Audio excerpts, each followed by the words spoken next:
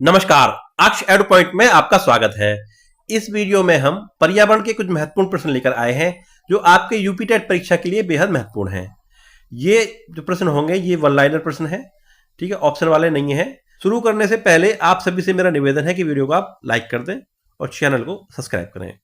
तो आज की क्लास का पहला प्रश्न है जो बहुत ही इंपॉर्टेंट है, अनेक बार पूछा गया है। विश्व पर्यावरण दिवस कब मनाया जाता है? तो बताइए आप। तो इसका आंसर होगा 5 जून।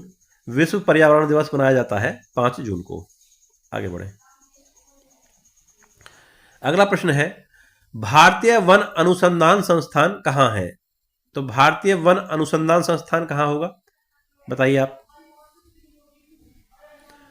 इसका आंसर है देहरादून, उत्तराखंड में। इसकी स्थापना हुई थी 1906 में।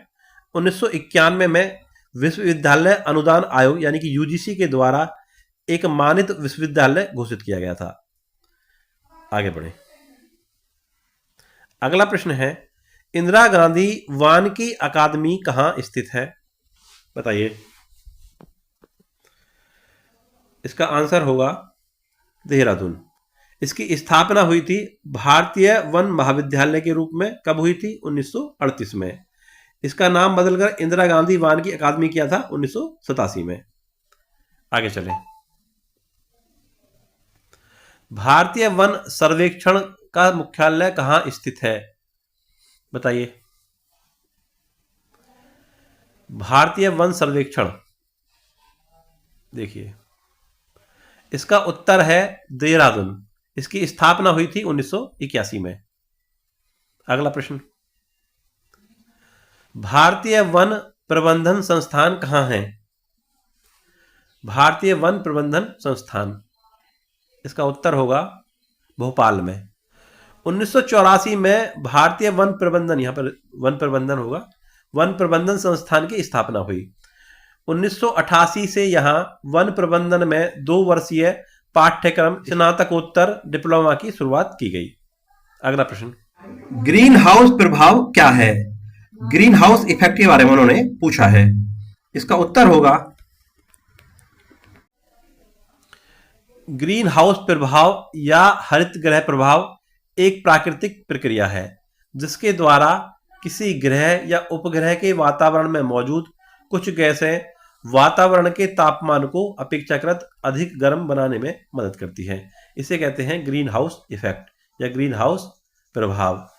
क्या होता है? वातावरण में जो मौजूद कुछ गैस हैं उसके तापमान को थोड़ा सा बढ़ा देती हैं। ठीक है, अब ग्रीन हाउस गैस कौन सी है और उनके स्रोत क्या है उन पर थोड़ी सी हम चर्चा कर लेते हैं। तो ग्रीन हाउस गैस हैं, पहली है कार्बन डाइऑक्साइड। ये कहाँ से मिलती है? ये उद्योग धंधे और वाहन से यानी कि धुएं से मिलती है। अगली है मीथेन। मीथेन आती है कृषि और पशुपालन से। तीसरा है CFC, क्लोरोफ्लोरोकार्बन। ये कहाँ से मिलती है? ये रेफ्रिजरेटर से आती है।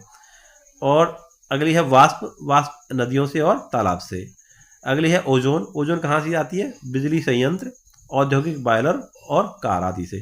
ठीक है, ये आपकी ग्रीन हाउस गैसेस हैं, कार्बन डाइऑक्साइड, मीथेन, CFC, वाष्प और ओजोन। इनको आप याद कर लीजिए।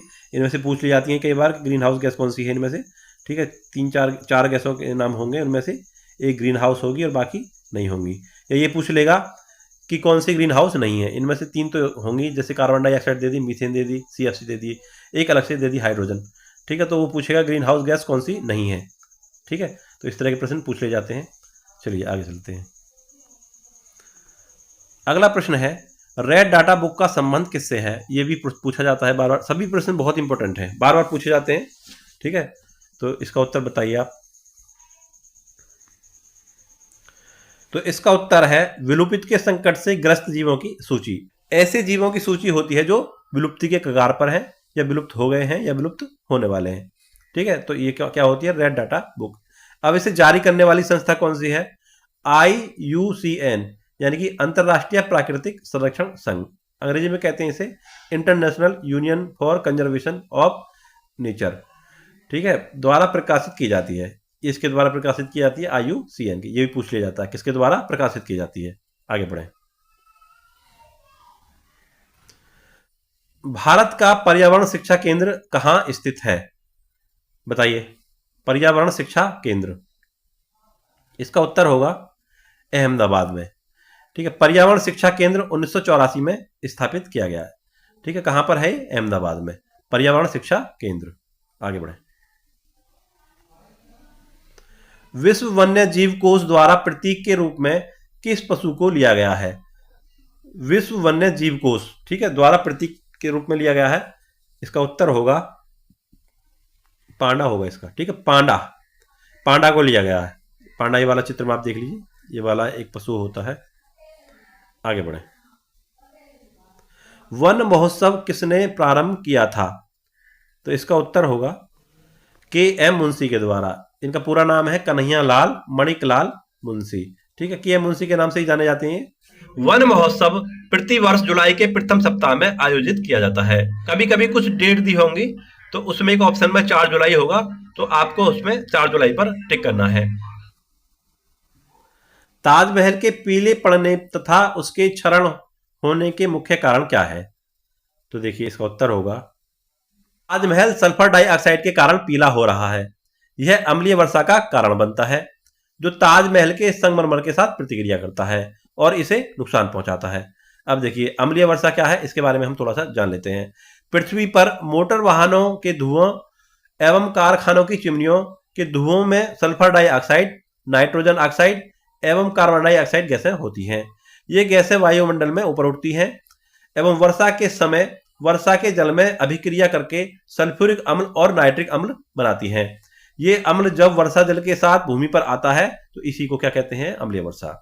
ठीक है, और अम्लीय वर्षा क्या कर रहा है? ताजमहल के संगमरमर के साथ में प्रतिक्रिया करता है और उसको क्षरण कर रहा है, नुकसान पहुंचा रहा है, इसलिए वो पीला पड़ रहा है। आगे बढ़े। ठीक है, ये एसिड रेन का चित्र आप देख लो इसको, मैं थोड़ा सा इसको जूम करके दिखा देता हूं।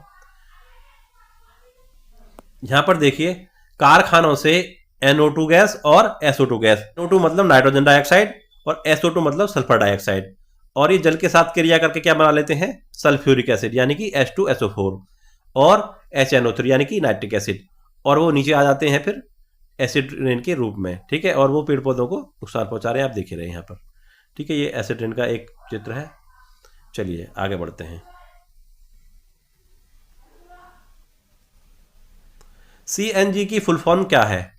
देखिए, CNG के बारे में आप जानते ही होंगे, आजकल प्रचलित है ईंधन के रूप में मोटर वाहनों में।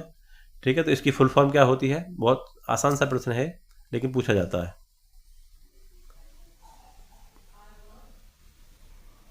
इसका सही जवाब होगा कंप्रेस्ड नेचुरल गैस। तो ये थे कुछ प्रश्न। ठीक है, अगली क्लास में हम और ऐसे ही प्रश्न लेकर आएंगे। मिलते हैं अगले वीडियो में, तब तक के लिए नमस्कार।